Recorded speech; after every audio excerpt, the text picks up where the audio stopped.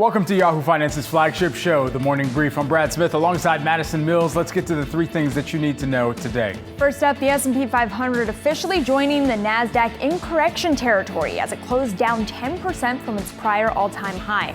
All members of the Magnificent Seven are in the red in 2025, Tesla being the biggest laggard, off by 40%.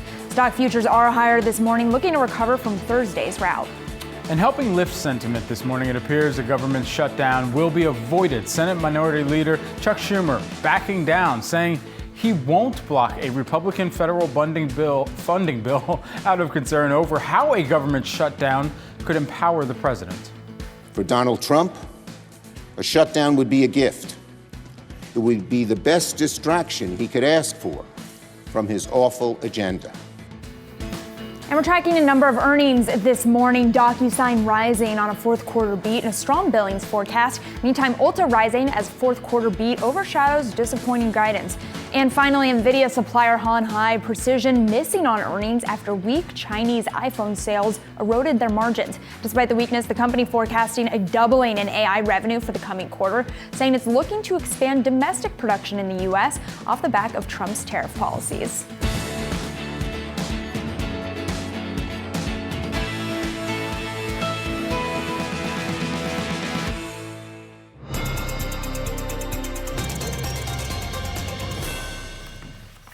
U.S. stock futures are higher this morning, looking to regain ground after the S&P 500 officially entered into a correction and wiping out more than 4% this week alone.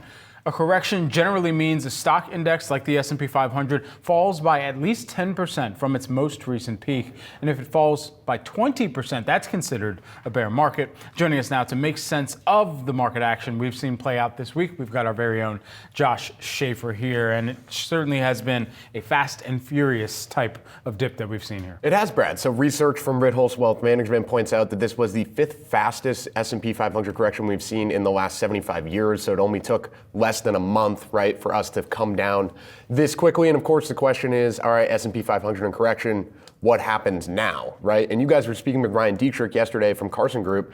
I thought he had a very interesting stat on what happens for stocks once they get into correction. How often do we actually go into that bear market that Brad referenced, right? How often do we go from down 10% to down 20%? Well, Ryan looked at every correction since World War II. You're seeing it on your screen right now. Only 25% of the time does it actually turn into a bear market. And I think this largely fits with the market consensus right now, which is things are not great right now. Portfolios are obviously down. It has been a rough start to the year, but not a lot of people are calling for that bear market, right? And I think when you think about what got us here, how we got here, and where we go, we came into the year with very high stock valuations, right? That was something people kept talking about. You needed something to perhaps unwind that. That was the big narrative coming into 2025.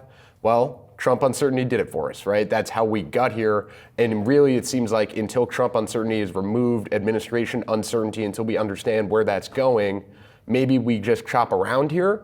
But overall, the fundamental story for stocks, a lot of strategists are arguing, has not changed. The economy still looks like it's in decent shape. Maybe we're growing a little bit slower than we thought, but again, not a recession trade. And then earnings are still expected to grow, right? The question is, how much did tariffs weigh on them? At this point, it does not seem like tariffs completely deteriorate that S&P 500 earnings story. So it seems like overall the fundamental story remains in case for stocks. It's just when do we get there? Yeah. And I don't think there's a big consensus on when exactly we come out of it. And I think the big question is whether or not that April 2nd reciprocal tariff deadline from the Trump administration is going to give the market that clarity that they're looking for in terms of the impact on policy. But one thing we've been talking about too is Ed Yardeni's call. He lowered part of his price target this week, but you rightly pointed out to me that there's still a lot of bullishness despite that headline. Yeah, so I talked to the Yardeni research team yesterday, right? So they moved down their S&P target from 7,000 to 6,400. Of course, 6,400 from 5,500 is actually a relatively decent jump. If you looked at it on a yearly basis, maybe that's not a big move for the S&P. But when I was speaking with Eric Wallerstein over there, where he pointed out is essentially all Yardeni's team did was just move down the valuation for the S&P 500, right? So if you trade at a P multiple of a range of 18 to 20, right, instead of 20 to 22, but you don't move your earnings number, again, company profits, right, you just get a little bit less of a return for the S&P 500. And essentially what they're doing there, Brad, is saying maybe the sentiment came out of the market a little bit, right? Maybe the euphoric sentiment that we had, we can trade at these high valuations, these AI stocks go up every day, that environment we had for the last couple of years, maybe that part of the market's gone. And so it's not the go-go market that gets you to 7,000 for the S&P 500, but it's not a structurally bad market either. Are any of these firms kind of finding consensus around what the next big catalyst could be for markets? It seems like like I said, which is sort of a funny catalyst because we don't know, but answers on what the administration is going to do, I think is the big one, right? Also economic data. And so I think when you think about even smaller reports like a retail sales report next week, of course the next jobs report, but overall more confidence on the US economic growth story, right? Right now we are concerned, or the market has become concerned about the pace of growth for the US economy. Right. So any signs of better than expected growth data could also be a catalyst. And then I think you look at things like coming this morning, consumer sentiment at 10 a.m. Sentiment has been continuously moving down, right? As we've taken in these tariff headlines. Where does that bottom? At what point are we accepting that this is the environment we're in and sentiment will not continue to come lower? Because right now, one of the prevailing market fears as well, sentiment continues to come lower. Does that mean people are going to spend less? Does that mean companies are going to freeze? So I think consumer sentiment as early as 10 a.m. today is going to be a big market mover as well. That economic data continues to move markets. And we'll be breaking that data at the top of our 10 a.m. hour. Josh, thank you so much for joining us as always. The U.S. government will avoid a shutdown likely. Senate Minority Leader Chuck Schumer confirming he will vote to advance the Republican bill that will keep federal funding going after a midnight Friday deadline. Schumer saying a shutdown would only benefit President Trump. For Donald Trump, a shutdown would be a gift. It would be the best distraction he could ask for from his awful agenda. Joining us with more, Yahoo Finance senior columnist and my Capital Gains co-host, Rick Newman. Rick, talk to us about the potential of this shutdown. It seems all but avoided at this point. Well, Maddie, as you and I know, we were just not talking about the government shutdown on our Capital Gains podcast, which is going to go live later today. And the reason is because it looks like it's not going to happen. So we can all worry about a million other things that are happening in Washington and not a shutdown. I never pay much attention to the shutdown drama. This is poor political theater. Most Americans just want Washington to do their job and stop all this nonsense. So it looks like for once we're not going to have shutdown drama. There's a lot of hand-wringing among Democrats. No, we should have shut down the government to make a point, to force the Republicans to show their hand or try to get some concessions from them. Look, the Republicans are in charge. The Democrats really don't have much leverage at this point. So we're going to move on in Washington to the next 5 or 10 or 20 big things. I would point out that within a couple of months, we are going to get to this question of, the debt ceiling, and that is a bigger deal than a shutdown, unless they find a way to resolve it before then. So this is one less thing to worry about. Yeah, we talked a lot about the potential government shutdown, but also the deficit this morning. We spoke with Maya McGinnis, the president of the Committee for Responsible Federal Budget. Here's what she had to say about market pricing of the risks ahead. Markets love tax cuts. But here's what markets don't like, and here's what as a country we shouldn't like: huge ballooning levels of national debt. And because these tax cuts are nowhere close to fully offset, they would lead to trillions of dollars of new borrowing. So, Rick, what I thought was fascinating about her comments there is that the market has largely ignored the tariff problem in the room, right? There's this idea that it's just a negotiating tactic, but she's saying there that the market really can't ignore the risks of a ballooning deficit. Markets don't know how to price in the Trump policies at this point. So clearly the tariffs have been more aggressive than almost anybody on Wall Street expected at the beginning of the Trump administration, and that's obviously why we've seen this 10% correction so far. But there still is this bet that we're going to get to the other side of this, that Trump's trade policy is going to settle down, and then we're going to get to the good part of Trump's economic policies, the part that markets like, which is the tax cuts that are coming, and also deregulation. I'm starting to have my doubts that this is going to have as much stimulative effect as some market watchers would like to think. One reason is we're not going to really get much in the way of new tax cuts. The whole, 95% of the Trump agenda on tax cuts is just extend the ones that are supposed to expire at the end of this year. And it's not like markets ever priced in that those tax cuts were going to expire. The markets never priced that in because markets never thought, investors never thought that was going to happen. So what we're going to see later this year, we're going to see a continuation of most of the tax rates we already have, and then maybe some additional tax cuts. Is that going to be the magic stimulus? It's going to push the S&P to 6,400, 66, maybe 7,000.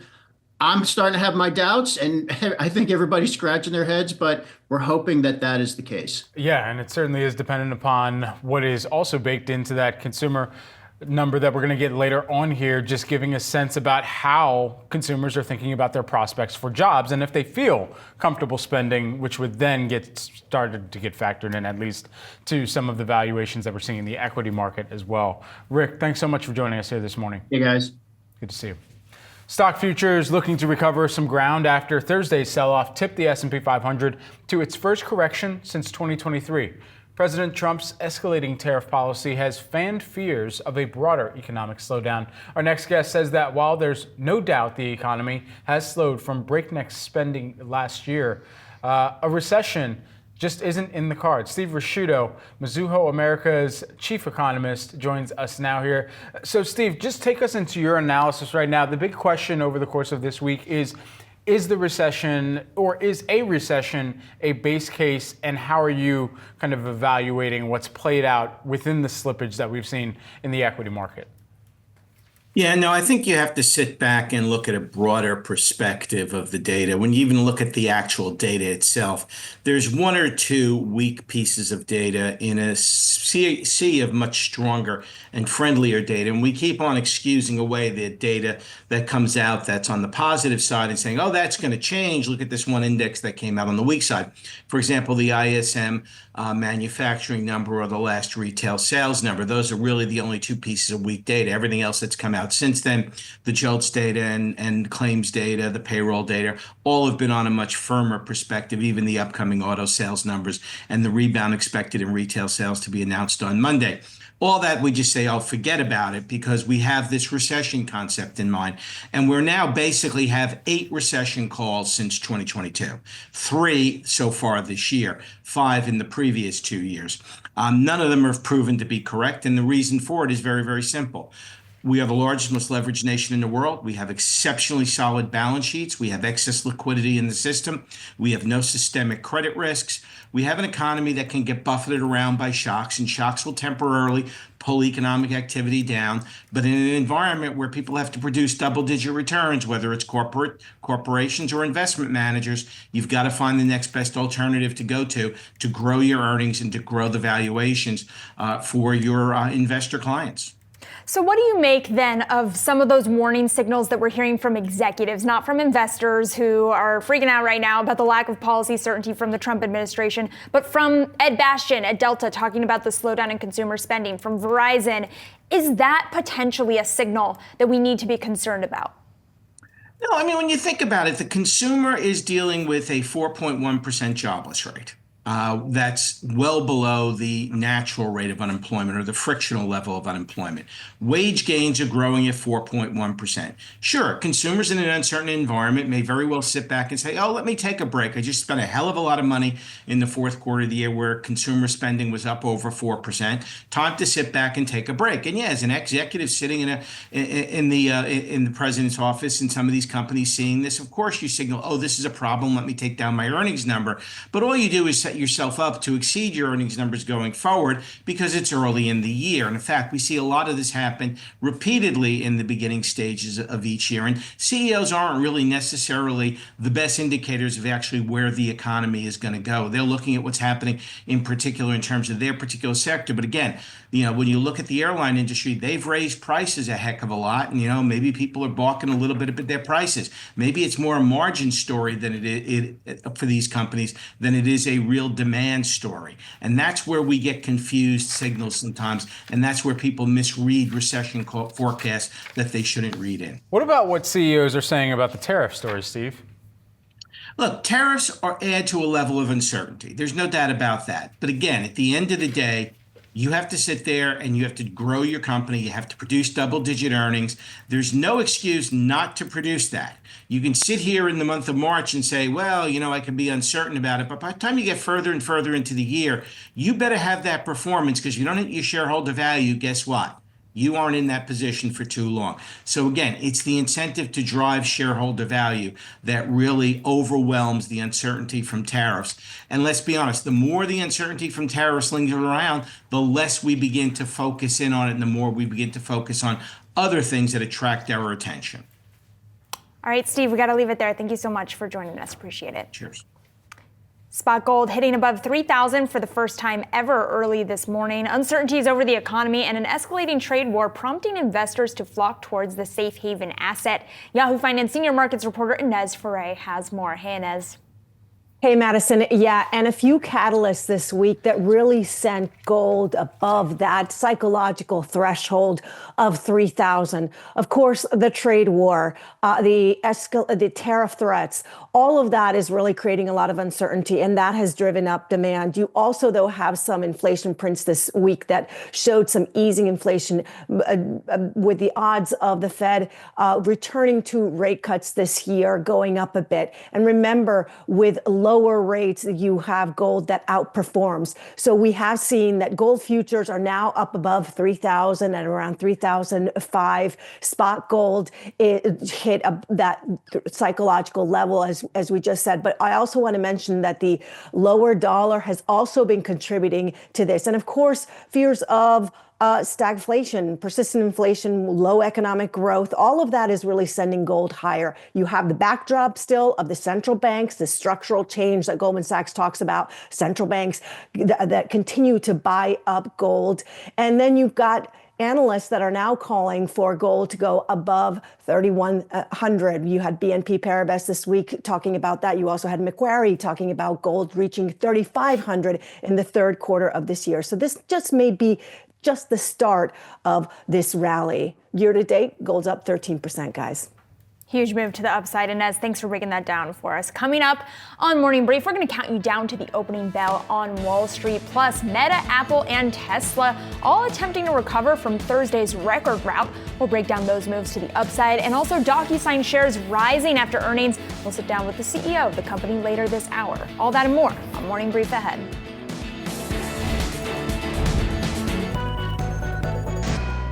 Now time for some of today's trending tickers. You can scan the QR code below to track the best and worst performing stocks of the session with Yahoo Finance's trending tickers page. First up, let's take a look at some of the Mag 7s here. Apple, Meta, and Tesla specifically all looking to regain some ground this morning after posting the sharpest losses of the Magnificent Seven yesterday.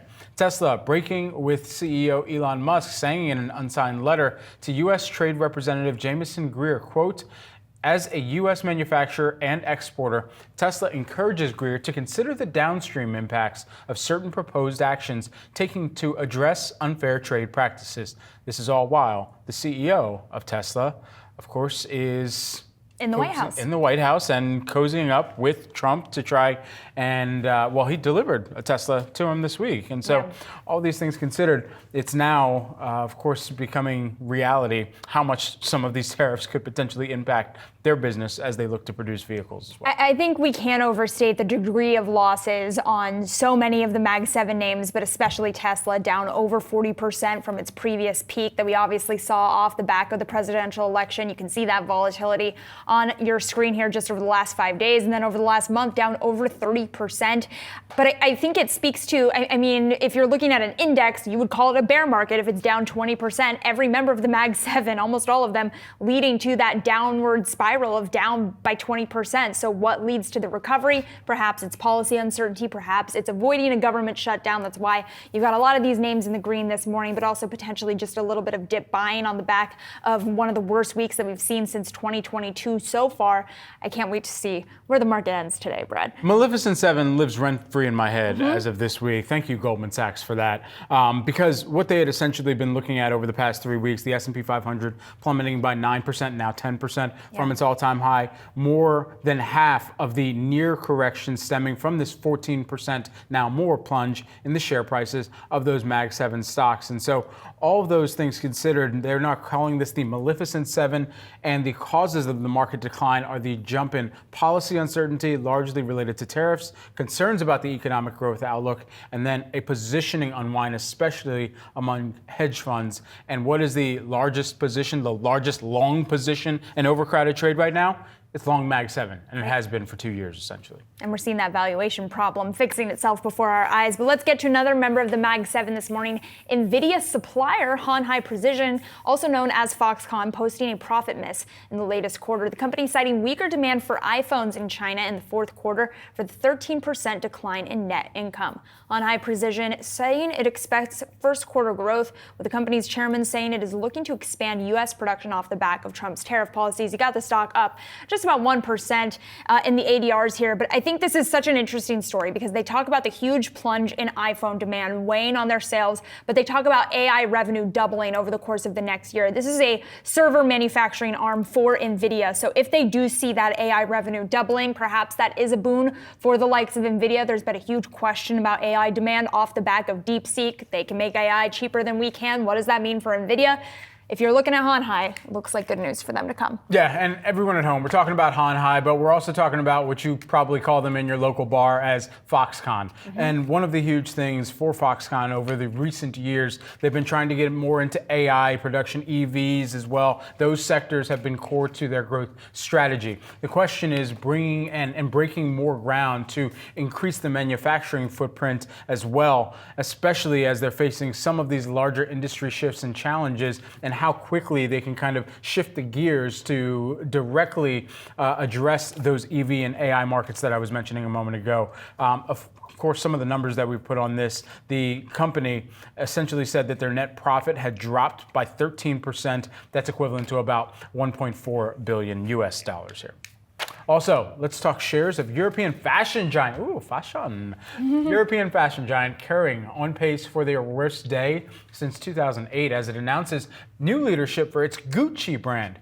Demna, most recently the creative director of Kering's Balenciaga brand, will be taking over at Gucci. According to the company's fourth quarter earnings reported in February, Gucci sales plunged 24% year over year. Shares right now, they're down by about 9.5%. They were down just a little bit earlier before we came on air, a little worse than that. But here's what you need to know about this. The analyst roundup is not good on this. They're not liking this on Wall Street. JP Morgan saying it's a controversial choice. You've also got Bernstein asking who's driving the bus here. And I think it really points back to this internal hire or this internal, leveling up for this particular artist here.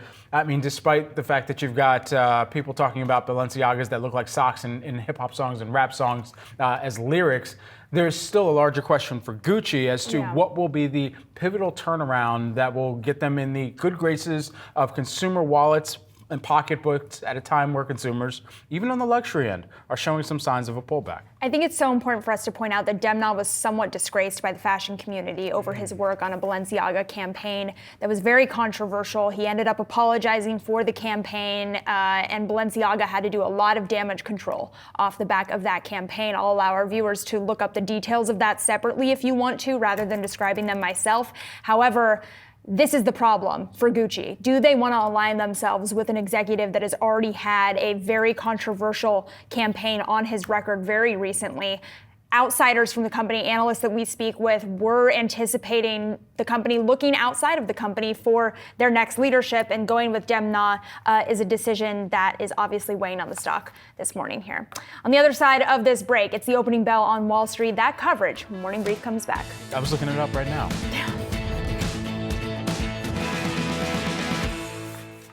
Just seconds away from the opening bell on this Friday, we've had a fast and furious type of dip over the course of this trading week. And as we're taking a look at some of the futures activity, I'll get on down to that. We have seen a little bit of a move higher in the futures as we're attempting to stop some of the bleeding here. Take a look at the Dow futures right now. That's higher by about 0.5%. NASDAQ 100 futures up by about 1.1%. And the S&P 500 futures holding on to gains of 0.8%, just seconds away from the opening cross. Let's take a look at at today's esteemed guests for the bell ringing, the ringing of the bells. At the New York Stock Exchange, you've got Enable.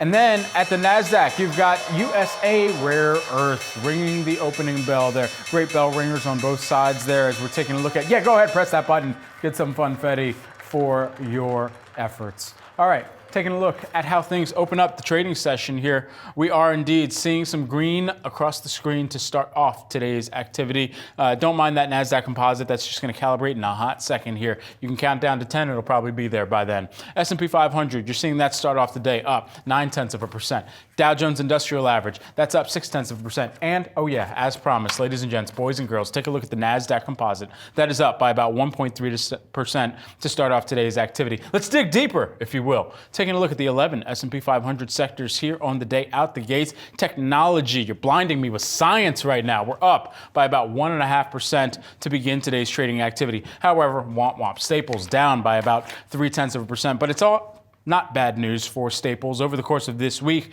Let's populate this chart for you because that's what we've seen over the course of this week, even though there's been a lot of slippage here early on to start the week. It seemed like there was a little bit of rotation into Staples. However, there you saw it go the way of the rest of the markets over the other trading sessions that we've been tracking as well.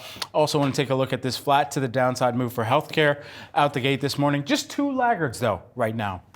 Consumer discretionary also catching a bit. That's up by about 1.5% right now. Digging deeper into the NASDAQ 100, let's first take a quick gander at some of your mega cap tech stocks. And since it's lighting up the board right now, we'll click on Amazon. Amazon's up 2%. Apple's up 1.4%. Nvidia 2.7% in gains there to start off the day. And Meta, which has been the relative best performer of the Mag 7 over the course of the slippage that we have seen here. We'll populate this on a year-to-date scale. That's still holding on to gains of about 3% here as of right now. And so as we're taking a look across the board here, even Palantir is getting a little bit of a bump this week as we did see that AI pecan taking place. Palantir post that is up by about 4.4%. For a deeper dive into some of the early tape here, let's get it on over to Yahoo Finance's Jared Blickery. Hey, Jared.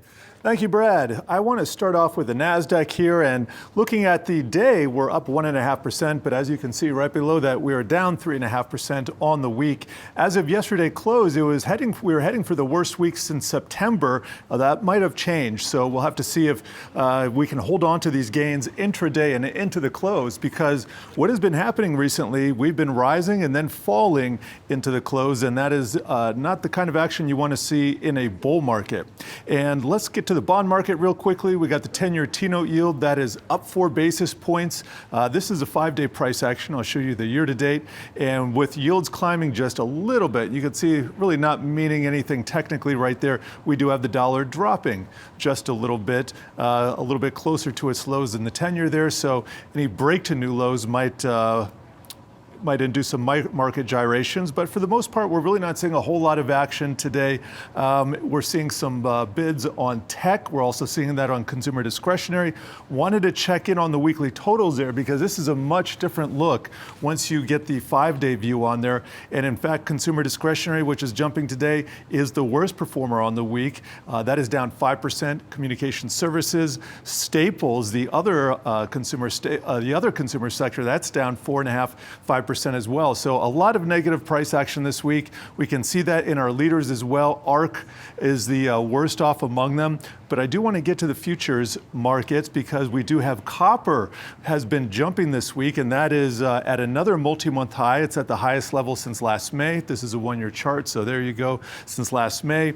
Ines was just touching on gold, which hit $3,000 an ounce for the first time, so I won't linger here. But you can see it's up 38% over the last year.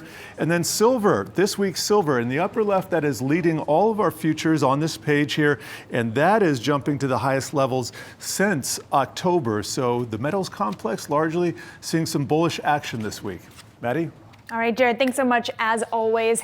It's time now for today's strategy session. Markets looking to recover after the longest losing streak since last August on a weekly basis. Our next guest says there's only one thing that will determine where the market goes next. Joining us now to break it down, Alex Morris, FM Investments CEO and CIO. Alex, great to have you on. Talk to me about the number one thing that you're looking at to suss out where markets and the economy are heading from here. Yeah, I mean, I'll use Brad's throwback to the 80s. It's not blinding me with science, but it's that other word, inflation. Inflation is going to be the story. It has been the story. We're talking about it all the time. Where it goes is going to be what drives markets now. We're going to get a view into what people think about inflation with the University of Michigan study in about 45 minutes. But going into this, 1 in 5 people were thinking that inflation will hit 10% in the next year. Yeah. That's a stat we haven't seen in a long time. No, absolutely. Stat we haven't seen maybe since before Thomas Dolby came out with that song. All these things considered, Alex, one of the major areas that the markets have been watching this week to really try and get their cues is policy. And there's been a lack of clarity around policy. Do you think that as we start to get that we'll see the markets calmly kind of reverse course here? And what ultimately we would need to see in the details of that? Well, I think the markets are pretty tired of the uncertainty. I mean, you're very generous in saying lack of clarity. It's been a pretty erratic few weeks of policy changes. Tariffs at 10%, 25, 50, 200. It's sort of what's next. And I think the markets have gotten a little bit away from themselves in that they overreact and they underreact. And what we know is they don't like the lack of certainty and direction and just that pure erratic behavior. But in the short run, when people hear tariffs, they really should be thinking inflation. And when you hear tariff uncertainty, you should think more inflation. And what we really don't want to be thinking is 1980s going into Japan in the 1990s. But that's what words like stagflation start to bring us to. So, Alex, the markets were wrong when it comes to Trump's tariff policy. They really underpriced the risks of these tariffs. I wonder if you think the market is going to be caught off sides again when it comes to their excitement and optimism around tax cuts coming up. What are you thinking? I think tax cuts are going to be somewhat meaningful. Certainly, Senator Schumer last night made clear he wasn't going to be blamed for shutting down the government. So I do think the president will be successful in getting some meaningful tax cuts. But whether or not we're able to do that without a substantial increase in borrowing really depends on, are these tariffs going to work? And right now, the market seems to think the answer is probably not. We are seeing some stability in the curve, but I would look for that to change for much more volatility as policy starts to play out and tax cuts become somewhat of a reality and a priority. And so as the tax cuts do become that next catalyst here, for corporations, they're banking on some major cuts for themselves. How much would that actually, though, pass through to what we're seeing in the earnings profile as we're getting those revisions that tend to come front-loaded in the year, but are a larger consideration for how these businesses are thinking about their outlook for the rest of the year? I think most businesses, perhaps ourselves included, and many of our colleagues in investment management, just aren't able to make really solid decisions on such an uncertain base. And that hasn't come through in the numbers yet because it hasn't needed to. But if we start talking about earnings, not for this quarter, but next quarter, I think you're going to see a slowdown in buying decisions. You're not going to see a lot of defections. You won't see a bunch of misses because folks all of a sudden quit their current providers. They're just not going to be making a bunch of growth decisions. And that's where, all of this really comes back to rates and is this growth story and inflation. And if we have to reduce rates because inflation's coming down as a result of growth plummeting, that's a much worse story than the market's pricing in today, and one that I think many of us are just hoping doesn't come to fruition. So because of the totality of what we've been talking about, the risks in the United States, we've seen investors flocking abroad, specifically to Europe. Alex, do you still see opportunity to hide out in Europe? And if so, what's the most defensive area of the European market for investors to look at? We've long liked a globally balanced portfolio. So we've been diversified into Europe and still think that makes sense. Sector-wise, Europe behaves a little bit differently than the American sectors do. So we like a broad index that seems to work. You take out the risk of making that call wrong. So we would prefer not concentrate that international risk and then further into one sector. But we do think investors would be wise to recognize that the Europe rally is been 25 years in the making.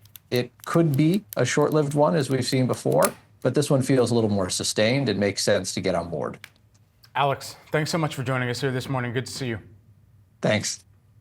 Coming up, we tap into DocuSign's latest result. We've got the CEO joining us next on the Morning Brief.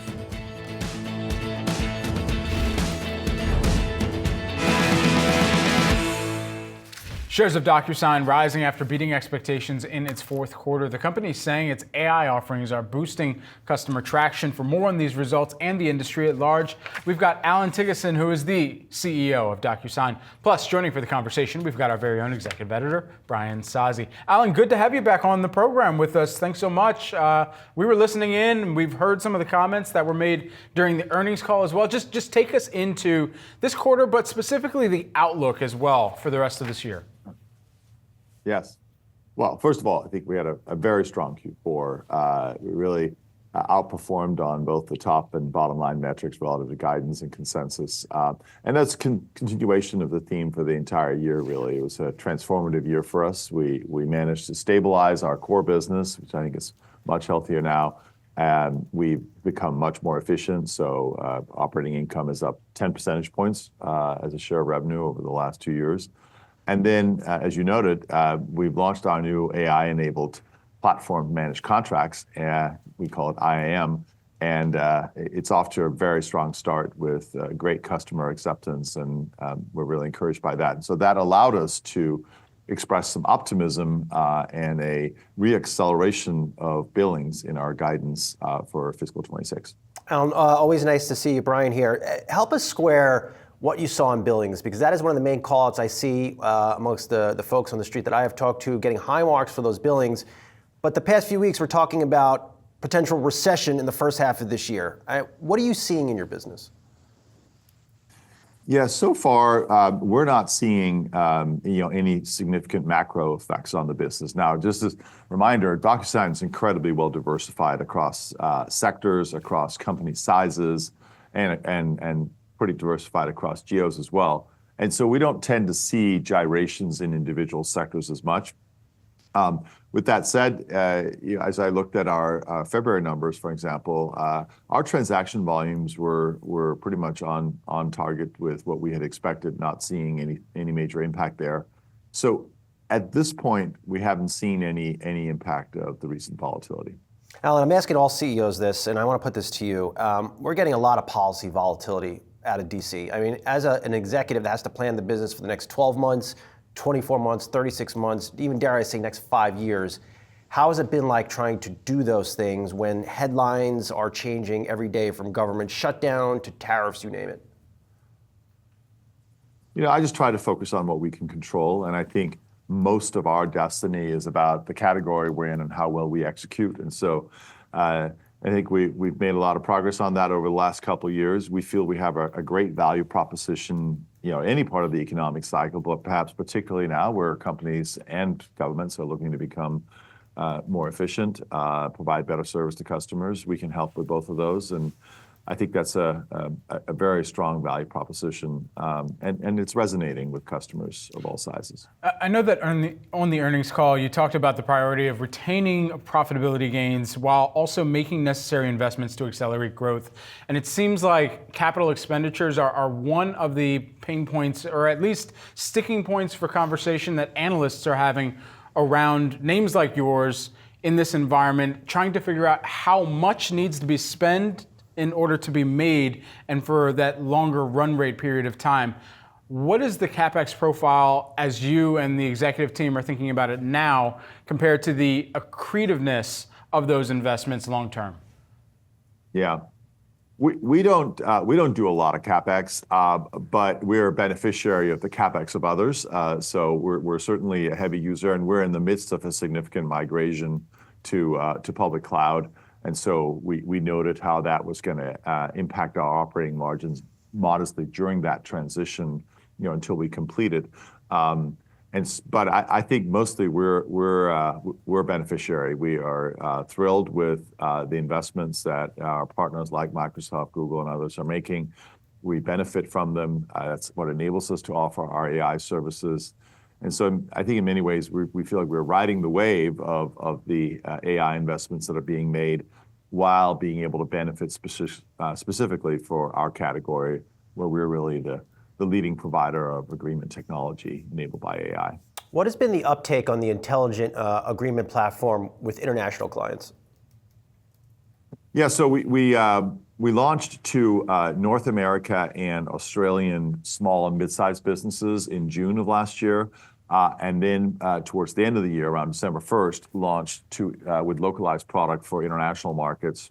It's now basically globally available and began our rollout to enterprises as well. So there's only a few months of data, but I'd say so far the international markets are responding much like the North American market did. There's tremendous interest in medium and small companies, and I think we have very strong product market fit there. And so I'm very confident that we can repeat our experience in North America in international markets. The enterprise market will, in all regions, will take a little longer just because there's a different and larger set of expectations, and we have to mature some as a company to really be able to fully serve that. But that's the booster rocket, if you will, for DocuSign in the years to come, is to complement our strength in small and mid-sized businesses with enterprise. Of course, we're already in all those large companies. We're in over 95% of the Fortune 500 with our signature products. So we're already a trusted and approved vendor, and we have an opportunity to significantly upsell that. You had mentioned on the earnings call as well, trying to get earlier renewals from your existing client base. So how are you seeing that in comparison with the deal cycles for net new clients? And ultimately, where do you see that kind of regaining some strength? Yeah, we're really focused on delivering incremental value and of course, being paid for that.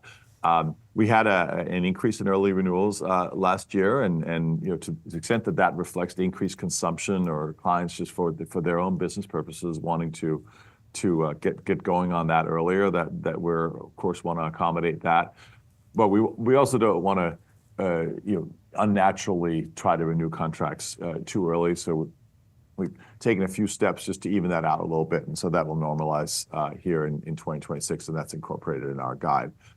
So that gave us a little bit of a billing boost, and it's a little bit of drag on the billings numbers for 26. But that's the strength in 26 relative to 25 looks even better that way. So I think we're in a good place, and we have a lot of client interest, and we are just focused on expansion and driving more value for them, and then sharing it that. Alan Tickerson and Brian Sozzi, thanks so much for joining us for the conversation. Well, thank you very much, gentlemen. Appreciate it. Coming up, Nvidia's GTC AI conference, just days away. We're breaking down everything investors need to know. Next.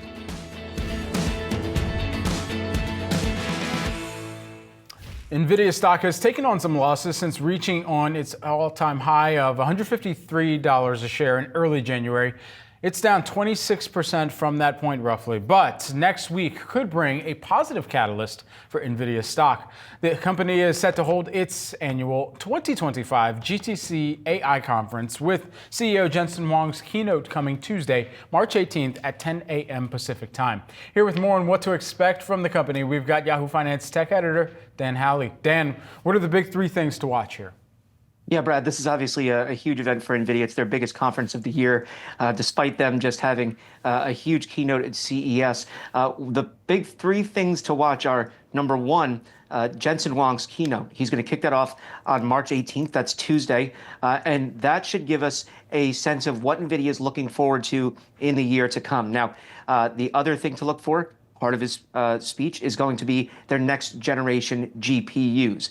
Right now, Blackwell is their main GPU, but they're expected to announce something called Blackwell Ultra, which would be the kind of second generation of Blackwell. They do this with their GPUs. They have a major platform change and then an upgrade to that platform. We're also expected to hear about the coming generation, the generation after Blackwell, and that's supposed to be Vera Rubin, and it's named after the astronomer Vera Rubin. Vera would be the CPU, Rubin would be the GPU, the combination would then be the super chip, similar to how we have the Grace Blackwell super chip. It combines the CPU and GPU into one platform. And then in addition to that, we're looking for announcements related to quantum computing, as well as humanoid robotics or robotics more generally. Quantum computing has gotten a lot of play recently because of announcements from the likes of Google, Microsoft, and Amazon rolling out their own chips. Don't sleep on IBM, which has been in the space for quite some time. Intel also in there. Jensen Huang had raised some eyebrows, saying that he doesn't expect there to be a practical quantum computer from between 10, 20 years around there. That had a lot of people on Wall Street questioning whether they should be investing in quantum stocks. And then we had Sundar Pichai come out and say, 5 to 10 years, it'll be here. So nobody really knows. That's the long and short of it. Experts I spoke to said it really is still up in the air when we'll get a practical quantum computer. But previous GTCs have seen huge announcements. As I said, we had the Blackwell chip debut last year at GTC. Obviously, that's the big chip that everybody talks about when they talk about NVIDIA right now. Jensen Huang had also discussed a ChatGPT moment for robotics coming. That was in a prior GTC. And then he's also had some self-driving car demonstrations in the past. NVIDIA has an automotive arm. They work with different automakers to build out the systems that run self-driving cars. And so you can expect to hear a lot of that. But I think really the main kind of announcements from the show will be around those new chips. A lot of people will be wondering, when do they ramp up? When do they start getting into consumers' hands? And when does that kind of revenue start to show up on the revenue sheets? Yeah. Dan Howley, thanks so much. Really appreciate it. And be sure to tune in to Yahoo Finance at 1 p.m. Eastern Time on Tuesday, March 18th. We'll be covering all of the announcements coming out of Nvidia GTC. That does it for Morning Brief. Madison Mills has you for the next hour on Catalyst for more analysis.